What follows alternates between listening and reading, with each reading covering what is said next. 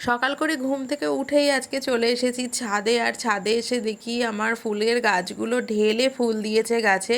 প্রচুর প্রচুর ফুল, বেল গাছে তো প্রচুর কুড়ি এসেছে, জুঁই গাছে প্রতিটা গাছেই প্রচণ্ড ফুল। আসলে আমরা একটা সার ব্যবহার করছি, সারটা দেওয়াতে না গাছে অনেক ভালো ফুল আসছে। তোমাদেরকে নেক্সট টাইম সারটা দেখিয়ে দেব। আর এখনও একটু জল দিচ্ছে, সকাল সকাল করেই জলটা দিয়ে থাকলে সারাদিন আর কি জলটা পায় ভালো।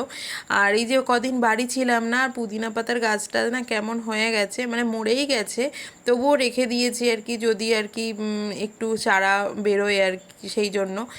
তো জল রোজই দেওয়া হতো, কিন্তু কেন জানি না মানে পুড়ে পুড়ে পুড়ে গেছে কীরকম একটা, ওই দেওয়ালের পাশেই থাকতো তো দেওয়ালের তাপেই হয়তো এরকমটা হয়েছে। তো বাড়ির পাশে একটা জবা ফুল গাছ আছে, এই জবা গাছটাকে না আমরা ঝুমকো জবা বলি, তোমরা কি বলো? তো সেই একটু ফুলটা তুলে নিলাম, তুলে নিয়ে এখন যাব ঘরে। তো হ্যালো বন্ধুরা, গুড মর্নিং। কেমন আছো তোমরা সবাই? আশা করি সবাই খুব ভালো আছো, আমরাও কিন্তু খুব ভালো আছি। এখন বাজে সকাল 10টা বাজতে 10 মিনিট মতন বাকি আছে। আর আজকে হচ্ছে সোমবার, 21শে এপ্রিল, তাই তো? 21 তারিখ তো আজকে, 22শে এপ্রিল আজকে। তো আজকে সোমবার, সকাল সকাল ঘুম থেকে উঠেছি। আজকে বেশ খানিকটা সকালেই ঘুম থেকে উঠেছি, যার জন্য আমার সকালের যাবতীয় যা কাজ থাকে টুকিটাকি সেগুলো মোটামুটি সব কমপ্লিট হয়ে গেছে। আর যা গরম দিচ্ছে, বেলা বাড়লেই তো ট্যাঙ্কির জল পুরো আগুন হয়ে যায়। তো সেই জন্য এখন যাবো আমি স্নান করতে। এখনো পর্যন্ত আমি ব্রেকফাস্ট করিনি। ওটসের স্মুদি বানিয়েছি, তো ওইটা করে বরটাকে দিয়ে দিয়েছি, কারণ ও তো অফিসে বসবে। আর আমি স্নান করে এসে তারপরে আর কি খাবো। তো চলো স্নান টান করে আসি, তারপর তোমাদের সাথে কথা বলছি। এখন স্নান করে যাচ্ছি ছাদে, জামা কাপড়গুলোকে মেলে দেবো। আর গতকাল রাতেই আমি বেশ কয়েকটা নাইটি ভিজিয়ে রেখেছিলাম, উষ্ণ গরম জলে দিয়ে তার মধ্যে সার্ফ দিয়ে রেখেছিলাম, ভালো করে যাতে পরিষ্কার হয়। আর এখন তো গরমকাল, মানে এতটাই গরম যে প্রচণ্ড ঘামে নাইটি চেঞ্জ করে পরতে হচ্ছে, বারবার করে এক নাইটি তো পরে বেশিক্ষণ থাকাই যাচ্ছে না। তো সেই জন্য আর কি একটু গরম জলে ভিজিয়ে রাখলে ভালো পরিষ্কার হয়। আর বরকে বললাম যে নাইটিগুলোকে একটুখানি ধুয়ে দিতে, কারণ আমার হাতের আঙুলে প্রচণ্ড ব্যথা হয়েছে, তো চাপ লাগলে যদি ব্যথা বাড়ে, তো সেই জন্য বললাম ওকে ধুয়ে দিতে, আর আমি গিয়ে মেলে দিয়ে আসছি। তো সেটাই আর কি করলাম। প্রচণ্ড রোদ্দুর, প্রচণ্ড রোদ্দুর, মানে যাই হোক, চলো এই জামা কাপড়গুলো সবই মেলে দিলাম। এবারে যাব, নিচে যাব, নিচে গিয়ে ব্রেকফাস্টটা করবো। ব্রেকফাস্টটা আমি রেডি করেই রেখে এসেছি। তো চলো এখন নিচেই যাই। রোদ্দুরে একদমই তাকাতে পারছি না, একে তো কালকে সারা দিন সারা রাত প্রচণ্ড মাথা ব্যথা করেছে, আর এই রোদ্দুরটা মানে লাগলে আরও বেশি মাথা ব্যথা করবে। আর এই যে কপালের মধ্যে একটা মানে গরম গোটা বেরিয়েছে, কিছু করার নেই, মানে এই বেরোলো আর কি গরমে। এই বেরোলো, অনেক দিন আগে এখানটা একটা বেরিয়েছিল আর এই বেরিয়েছিল। আমি তাই ভাবছি আমার স্কিন এত ভালো কি করে হয়ে গেল, এত গরম পড়ছে তাও একটাও গরম গোটা বেরোচ্ছে না। তো চলো নিচেই যাই। আর পুজোটাকেও দিয়ে নিয়েছি। আর দেখো আসনটাকে পুরো ফুলে ভরিয়ে দিয়েছি, ফুল বেশি থাকলে না খুব সুন্দর করে সাজাতেও ভালো লাগে। আর পাশের বাড়ির মাসিমা আরও এই ঘিয়া কালারের জবাগুলো দিয়েছে, মানে প্রচুর ফুল ফুটেছিল বলে আমাদেরকেও কিছুটা দিয়ে গেল। তো মনের মতন করে একদম সাজিয়ে আর কি পুজো দিতে পেরেছি। আর এই এখন এই সময়টাতেই তো জবা ফুল হয় খুব, গাছেও হচ্ছে, তো এখন আর ফুলের অসুবিধা অতটা আর হবে না। আর সকালে আমি যে ব্রেকফাস্টটা বানিয়েছিলাম, মানে স্মুদিটা বানিয়েছিলাম, ওটা তো বরকে দিয়ে দিয়েছি, ও খেয়ে অফিসে বসে গেছে। আর আমি ওটাকে খাইনি, মিক্সারের মধ্যে করেই মানে জারটার মধ্যে আমি ফ্রিজে রেখে দিয়েছি। আর স্মুদিগুলো না ঠান্ডা ঠান্ডা খেতে বেশি ভালো লাগে, আর গরমকালে তো আরও বেশি ভালো লাগে। যত ঠান্ডা খাওয়া যায় ততই আর কি শরীরে স্বস্তি লাগে। তো এখন দেখো আমি ওটা রান্না করতে করতেই খেয়ে নেব। আর আজকে রান্না হবে উচ্ছে আলু ভাজা, কচুরলতি হবে, আর হচ্ছে পনিরের তরকারি হবে। তো আমি দুবেলার জন্যই করে রাখছি। আর এই গরমে না চেষ্টা করবে মানে যতটা সম্ভব আর কি এই আগুনের কাছ থেকে বাঁচা যায়, কারণ এমনিতেই গরম চারিদিকে, তার উপর রান্নাঘরেও গরম, শরীর কিন্তু হাঁসফাঁস করে। আর যারা তো রান্না করো রান্নাঘরে, তারা তো জানোই যে কতটা কষ্ট হয়, মানে রান্নাঘরে কাজ করতে।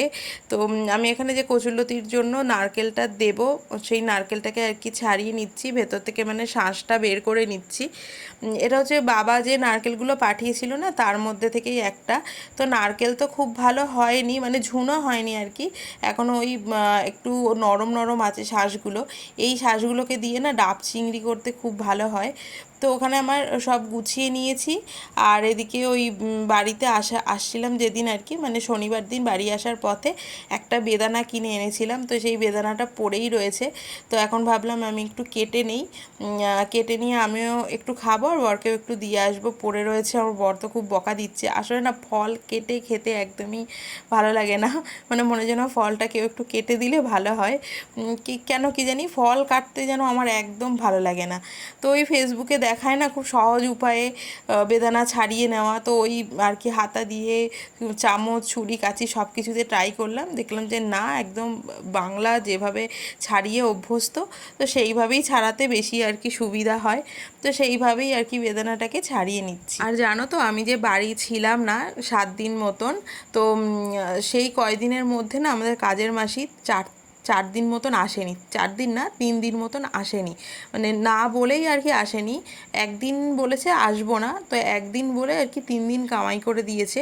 আর কি অসুবিধার মধ্যে যে পড়তে হয়েছে না, কারণ আমি থাকলে ও যদি নাও আসে, কাজের মাসে যদি নাও আসে, আমি সব বাসন টাসন মেজে নেই, ঘর টর মুছে নেই।